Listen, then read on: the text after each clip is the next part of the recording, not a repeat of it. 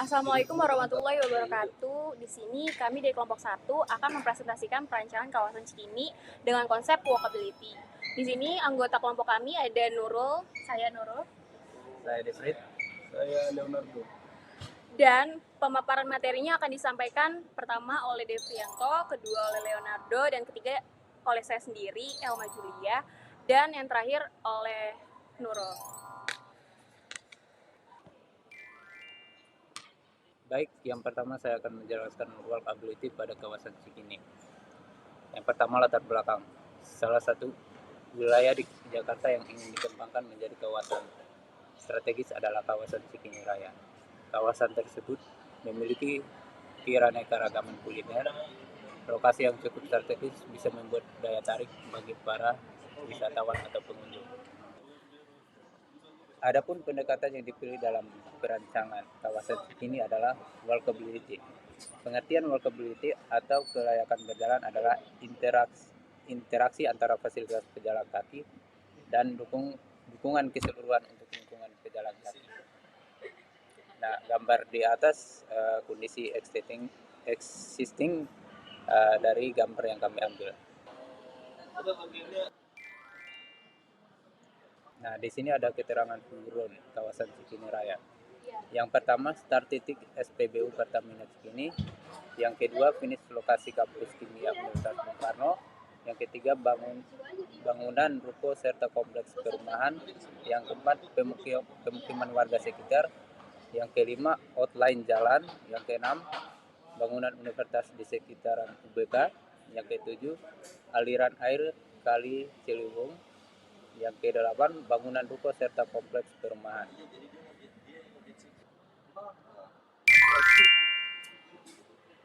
Adapun rumusan masalah yang kami temukan, yang pertama bagian pengaruh walkability dan kualitas ruang publik terhadap aktivitas positif di Jalan Cikini Raya. Yang kedua, bagaimana kinerja dan kepentingan walkability dan kualitas ruang publik terhadap aktivitas positif di Jalan Cikini Raya. Yang ketiga, bagaimana kondisi aksesibilitas dan fasilitas jalan pedestrian terhadap konsep walkability di Jalan Cikini Raya. Nah, tujuan sasarannya adalah yang pertama untuk mengetahui pengaruh walkability dan kualitas ruang publik terhadap aktivitas positif masyarakat di Jalan Cikini Raya, Jakarta Pusat. Yang berikut, tema Smart Board yang berfokus pada prinsip walkability yang dapat dijadikan orientasi kawasan dan sebagai penghubung titik pusat kegiatan taman kota. Yang berikut, menganalisis kinerja dan kepentingan walkability dan kualitas ruang publik terhadap efektif positif di Jalan Cikini Raya. Slide selanjutnya akan disampaikan oleh teman saya, Leonardo. Di slide berikutnya terdapat pola pikir desain yang isinya yang pertama latar belakang, yang kedua rumusan masalah, yang ketiga ada 2 kajian teori. Yang pertama itu walkability dan pedestrian. Dari 2 kajian teori tersebut akan menghasilkan objek penelitian. Kemudian pemecahan masalah yang menghasilkan usulan desain. Oke, next slide terdapat kajian teori yang pertama kualitas ruang publik. Kualitas ruang publik dari sisi kenyamanan dan daya tarik yang bersinggungan dengan walkability, aktivitas, sosialisasi, serta aksesibilitas. Yang kedua, komponen walkability. Komponen walkability dari segi fisik yaitu keselamatan dan keamanan. Yang ketiga ada usulan desain. Pembuatan desain usulan. Desain dibuat dengan cara mempertimbangkan hasil dari data aksesibilitas, konektivitas, keamanan. Oke, pada kajian teori berikutnya menjelaskan tentang walkability dan pedestrian ways. Walkability adalah salah satu solusi masalah perkotaan sehingga mendapatkan desain yang lebih baik dari permasalahan yang ada sehingga sering digunakan. Yang kedua ada pedestrian ways. Kata pedestrian berasal dari bahasa Yunani yaitu pedos dan pedester. Pedestris yang berarti kaki, sehingga pedestrian dapat diartikan sebagai pejalan kaki. Oke, slide berikutnya akan dibacakan oleh Elma Julia.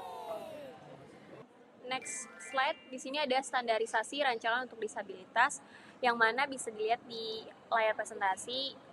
Setiap ukurannya dan detailnya dipaparkan di dalam slide.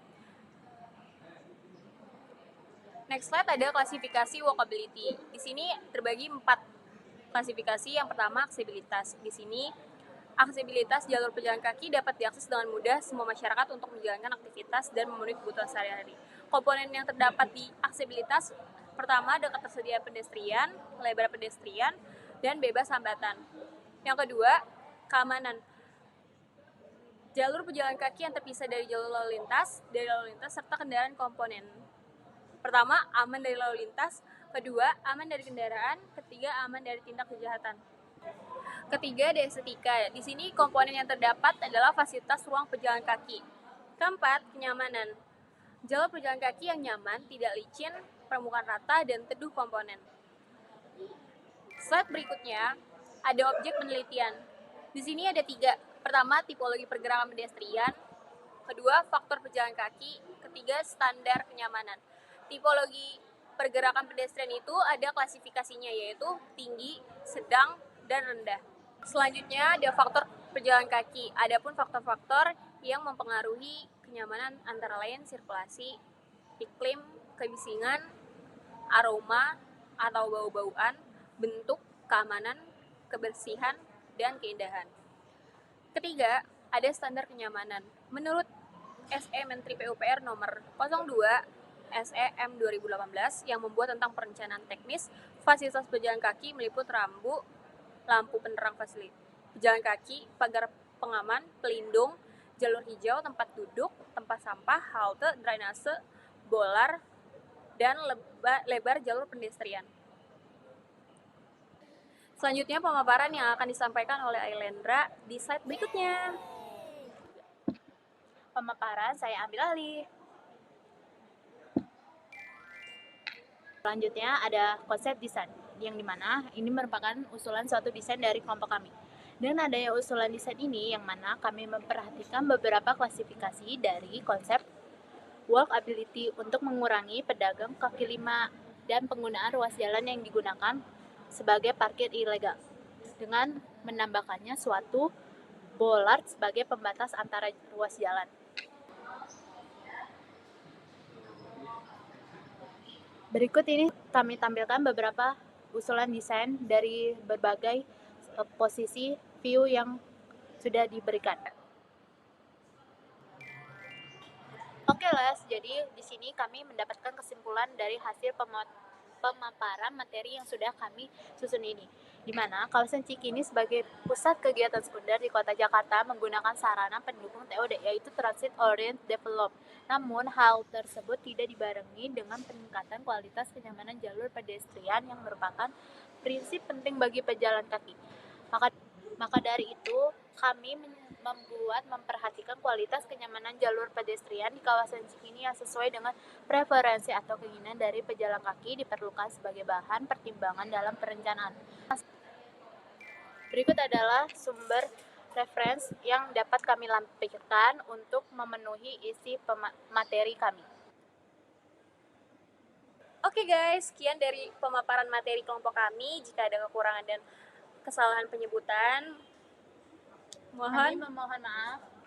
Sekian dari kelompok kami. Bye-bye. Tuh kak, muka lu di sini ngomong. Assalamualaikum. Halo.